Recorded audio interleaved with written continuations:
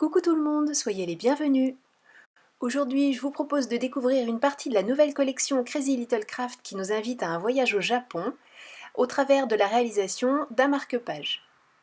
J'ai choisi cette planche de tampon avec le jeune homme en train de méditer et puis cette jeune femme sur le petit banc en bambou.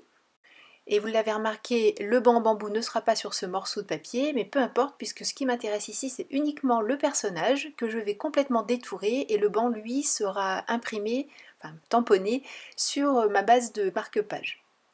Une fois n'est pas coutume, je choisis de commencer par le détourage et le passage du crayon noir pour cacher les vilaines tranches blanches, et seulement après je fais la mise en couleur avec mes feutres à alcool, c'est pour ça que j'ai utilisé mon encre Memento. Mais avant de faire la mise en couleur, je vais m'occuper du fond du marque-page. J'ai choisi un papier 300 grammes. Je fais un aplat bien rouge. Je vais passer plusieurs fois, donc une première fois et en protégeant le papier pour éviter de mettre des traces de doigts. Et j'insiste bien pour que le fond déjà soit uni et puis soit vraiment très très rouge. C'est pour ça que j'ai choisi cette couleur Candied Apple. J'arrondis ensuite les quatre angles et avec quelques petites gouttelettes d'eau, je fais réagir la distress. Une fois que tout est bien sec, je retourne dans ma presse à tamponner. Je vais tamponner la petite geisha pour que l'on voit le banc et puis que l'on ait tous les détails de sa coiffure, puisque j'ai découpé dans les petites perles qui descendent de sa jolie coiffure. Et pour protéger mon papier, j'utilise de la Distress Glaze de cette manière, il n'aura plus à craindre les gouttes d'eau, et puis si je mets des petites gouttes blanches comme je vais le faire ici, elles resteront bien blanches et ne prendront pas la couleur de la Distress. Comme d'habitude, vous retrouvez tous les liens vers le matériel que j'utilise dans le blog et le lien vers le blog, lui, il est sous la vidéo. Après les gouttes blanches, les gouttes noires, cette fois-ci avec de l'encre de Chine. Pendant que ça sèche, on peut s'occuper de la mise en couleur, donc au feutre à alcool. Pour son kimono, j'ai choisi des tonalités jaune doré. J'avoue que là, au niveau de la provenance des lumières, j'ai un peu fait n'importe quoi.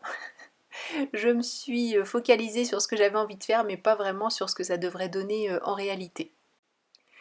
Pour une fois, étant donné la tonalité finale que je voulais pour la peau, j'utilise du violet pour faire les ombres parce que je trouve que ça se marie vraiment très bien avec cette couleur de peau. Sur le blog, vous retrouverez aussi bien sûr tous les feutres que j'ai utilisés. J'ai fait une photo et sur cette photo, j'ai mis tous les repères numériques correspondant aux feutres Copic que j'ai pris pour cette mise en couleur.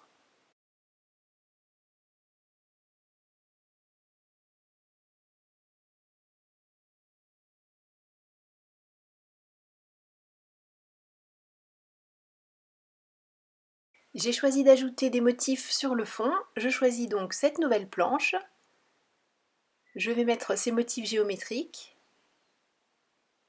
On reste un peu dans le thème de la vidéo de samedi dernier avec la broderie Sachiko, puisque ça c'est un motif qui peut être repris en broderie également. Et je colle en place la geisha maintenant que tout est bien sec. Je donne un petit peu plus de contenance au banc en repassant un feutre marron. Et je vais mater le tout sur du papier noir. Je prends juste la précaution de le couper 5 mm plus grand que le papier rouge.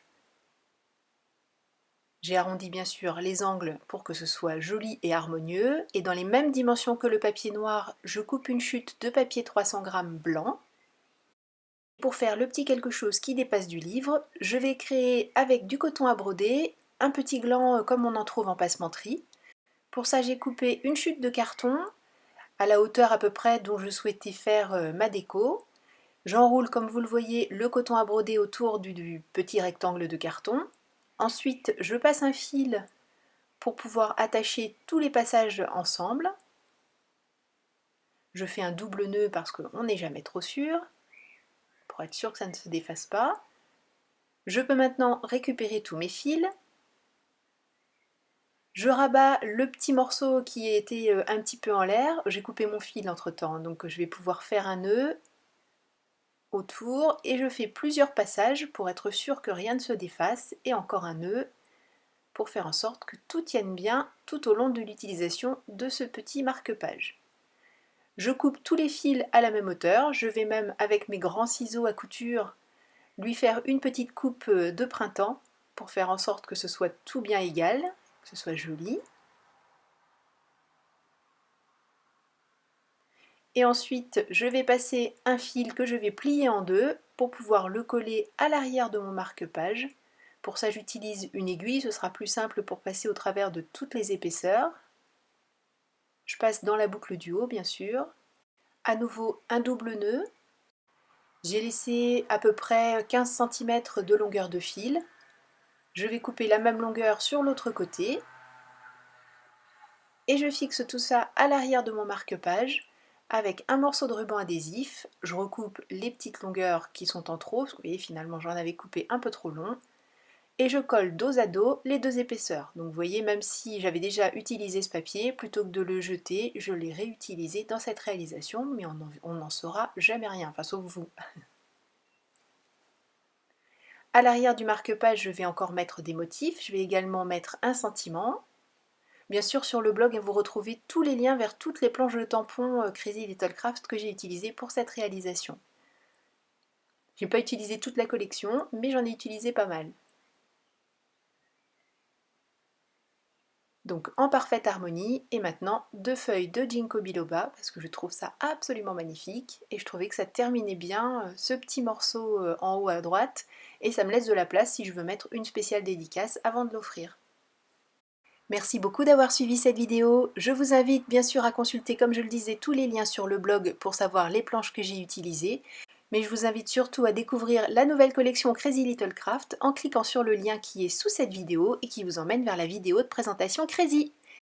Rendez-vous très bientôt pour une nouvelle réalisation. D'ici là, prenez bien soin de vous, créez et partagez. Gros bisous, bye bye.